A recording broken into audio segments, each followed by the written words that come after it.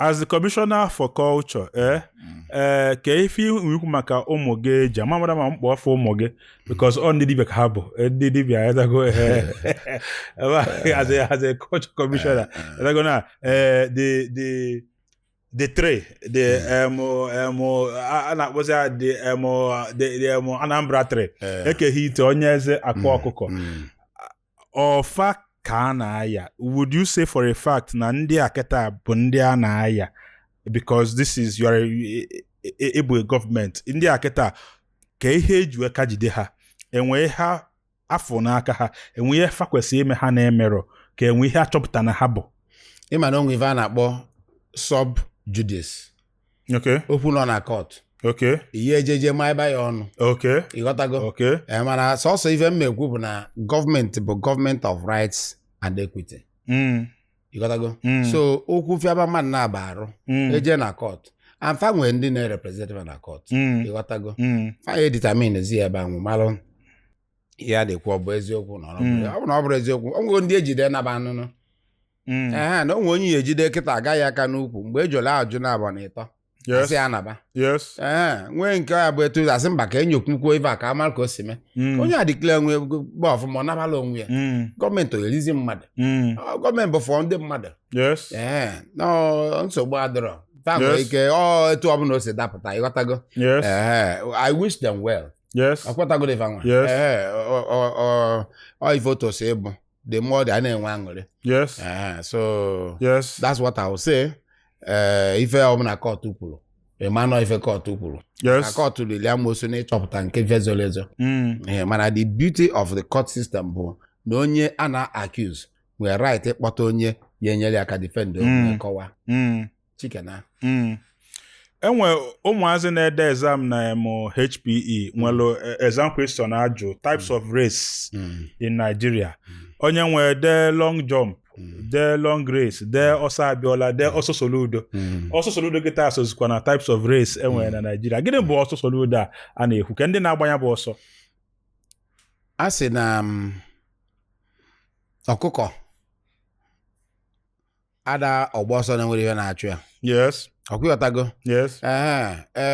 ọsọ soludo bụ onye gbara ọsọ soludo ịma na o nwere njọ merụ o nwere ụdị njọ mere wee gbaba ọsọ soludo na-achọ ndị ezigbo mmadụ soludo chọrọ ndị ezigbo ndị ya etinye aka ka Anambra dị mma ndị udo ndị agamniru ndị maara ife mara gọọmenti fụ Anambra n'anya fụ befa n'anya fụ mmadụ ibefa n'anya ọ ndị a bụ ndị soludo na-achọ mana onye ọbụla gbara ọsọ soludo ịma na okwu ya dị ka okwu asị na ọkụkọ nyụọ arụ a na-achụba ya ọsọ ọ ka ọ dị n'ala Igbo ịma na ezigbo mmadụ ịkụ aka na be ya ọsọ onye nnọọ keke mana ịkụ aka na be onye ori ọsọ ata nwunye ya amụtakwuo na ọ nọrọ ya n'ọkịta ka ọ bụ na ebia 2 minutes ago n'ike nweta ya ọkụkọ nyụọ arụ gị na-eme a na-achụba ya ọsọ so onye na-agba ọsọ soludo oje chegharịa ya natakwa we are still open for the repentant runners. gbam ụmụnna m onye bụ malụ ebe isi gbalụ nne gị na nna gị malụ nke ị na-emebu pụtakwa n'ọnyelụfaba nyoo fama ọ dịkwa ka ọ dịgo mgbe ọ dịkwa na-emezikwa ife ahụ m na ngwa bịa ka i were ṅụọ nkwụ ka anyị gọ igwelu ọjụ na adịrị gị ma ọ mezikwa n'ọzọ onye a ọ ka esi eme ya ka a na-achụ ndị ajụ ya a na-encouragekwa ndị na-emeta ya a na-encouragekwa ndị dibịa na-eme ọfụma because ama m na culture a na-eme omenani ogiri na-eli nwafọ obosi na-eto ọgbọ Ọnịcha na-agba ọvala a na-encouragekwa some of this festival ndị na-emete omenani kwesịrị ka akwanyite. Gọọmenti na-eje emume omenala rinne nke a ọ na-abụ nje kata ike agwụ nzikwa ndị otu ya eje gọvanọ na-eje ndị ọzọ na-eje Anambra adịgo mma akpata eji nwee so many festivals anyị lili ji likwa ji na-erikwa ji asị ndị ama gba mmọnwụ dị n'ime ya ndị local gọọmenti na-abịa communities abịa etu aka nsi je nchọ kpọba afa obodo njego wera nọ afịa ọlụ Nnewi wera nọ nke ndị Ogidio wera nọ ebe ọbụla anyị na-eje ya na-akwado omenala anyị na emume anasị ndị Anambra fa na-anatazi kịta na-agbakwa n'emume dị iche iche ọnụkọta ma schools na-asị na fa na-enwe cultural festival nke a na-eme gọọmenti na-ejenụ na sọpọtụ ndị mmadụ obodo amakakwana bụ na ndị a na-eme nkefa ọ bụrụ gọọmenti na-abịa na-emelụ ndị mmadụ o nwere ndị si ka gọọmenti bịa melụ fa emume befa fa nwelu heritage site mgbe gọọmenti bịa melụ unu heritage site festival unu anyị ejezukwa nke unu mee na invite gọọmenti anyị bịa ọrụ gọọmenti bụ project kpọta investors to come and invest tinye the community through public-private community partnership PPCP ebe a ka community si bata by the Soludo arrangement onwe ife dobe unu achọ idozi invest community elite gọọmenti the private sector investor elite etu aka esi eme owedaba oye efe dalụrị nne anyị ga-ahapụ gị ka ị na-aba na ma esi na inwe meeting kọmishọna enwe ihe a na-akpọ take your time na agbam take your time bụ onwe nke ọ bụ na enwe ihe ị na-ekwuro ịchọ ije ọsọ tupu obere okwu ya ma ọ bụ na enwe nke ikwu ịchọkwa ka ị bịa re-emphasize ya ma ọ bụ na inwe ndụmọdụ ma ọ bụ ekene pụrụ iche ma ọ bụ mkpọle a na-akpọ ya dara gị mbụ na social media nke ọ bụ na inwe please take your time and do it.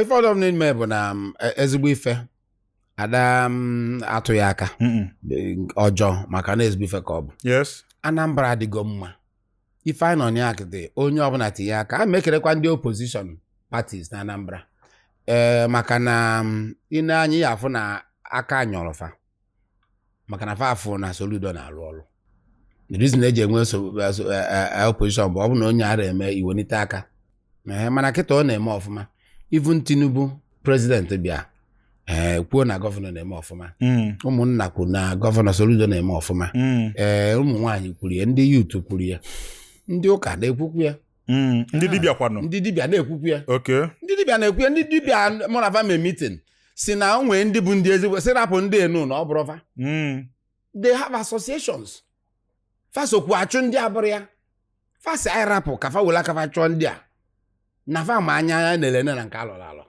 ịghọtago so ka Anambra dị n'udo ka anyị nwee ike inweta ife anyị na-achọ gọvanọ Soludo ife obu n'obi na Anambra ife ọ na-emelụ ndị Anambra aka m afụrụ gọvanọ anọgo m Anambra since the creation of Anambra State Soludo mkpọdụ na Anambra State ka ọ dụta so m ma agwa gọvanọ ọbụla n'ebe ike dị n'ebe ọlụsị ada Soludo odogwu nwoke mkpọkete aka obulu ụzọ mgbe dike ọlụ atụ egwu ode na Igbo a na-esi ka osisi buru gaba na ife niile anọ ya adabagbado ọma na-emi a na-afụ ya n'anya ọ na-alụ ọlụ horizontally and vertically egwu adịrọ ọ na-apịa left and right ụwa na-ekwupụ dual carriage road anọ in multiples na enwego 8 lane n'ọka kịta dị Emeka anya ọkụ Boulevard Keka license a na ndị dibịa si aga hope they are coming to get the license. Yes, good DBS na-achọ ka amara ndị fa bụ kwuo ebe location fa si operate na ebe fa na-eme nsogbu adrọ. Okay. Yes. That's the work of the license. Yes. Ngị bịa kwuo onye bụkwa ife na-alụ. Yes. Then you can be investigated. Ina bụ na o nwere ife na ibe na akọla onwe ụka omenala. Ma ọ niile bụ ezigbo dibịa ma mkpọrọgwụ mkpakwụkwọ dị n'ime nsogbu adrọ. I was talking with the deputy governor the other day. Nyanwa bụ onye bụ the special advisor on herbal traditional medicine. Oh. Okay? Ọ na-agwa m sị na a na-advance ya to a scientific level where onye ọbụla bụ dibịa mkpọrọgwụ na mkpa akwụkwọ enwe ike ịga scientifically enweta wee nwee ike itinye ife asị na ona ụdị anyị na-agụ nke ndị China na nke ndị India ka nke anyị jebekwa international. Yes, of course, where the patency ịghọtago ọnya bụ n'obodo na-aga n'iru. So Anambra dị mma na tabanụ ndị diaspora fa na-etukwu na-ekene maka na onye ọbụla ma na a na-alụ ọrụ prọzi nke ka abịa a na-ekwa ndị ụka nya bụ laịsensị ka ọsọsọ ndị dibịa. Onye ọbụla na-aka ụka na-erejista ụka ya nọ. Oh, yes. Okay. Most ụka nọ na CAC. Okay. Ụfọdụ register kwa with the state government. So they can be traced. Yes, why not? ọ bụrụ ịnọkọta ije sụcha ife ofu ebe kpọọ ife n'ofu aja ọfịa ma ọfịa dị a na-epiogharị ife a na-epiogharị ma ịbụrụ na ọ gbara ịfọkwa. Yes. Oh yes. Yes. Yes. anyị fụ ka president bịara confirm ọ na ife na-eme ọ dị ka anyị na-afụ understanding between presidency and the because enwe ndị na-ekwu that they want to take Anambra to the federal. Yes. So among that meeting has it nullified whatever they want to do? Is Anambra now connected to the federal? Would you say that? Anambra has always connected to the federal as a state. Okay. In the federal. Okay. Officially. Yes. Now, Governor Soludo is a progressive governor. President Tinubu is a progressive governor. President. Now, APC, All Progressive Congress. ABGA, All Progressive Grand Alliance. So it is an alliance of two progressives. And they can relate, communicate, and interface. Oh. President is there.